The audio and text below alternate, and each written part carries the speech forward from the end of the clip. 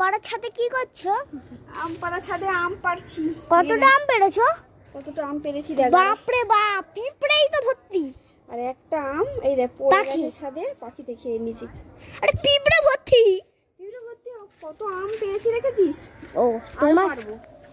কোন আমটা পারবে? অনেক পেকেছে। তুই কি ভিডিও করছিস?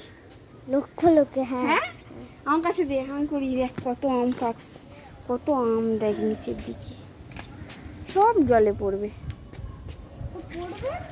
কুকুর ডোবায় নামবে। হ্যাঁ এইগুলো সব ডোবাতে পড়বে নিচে।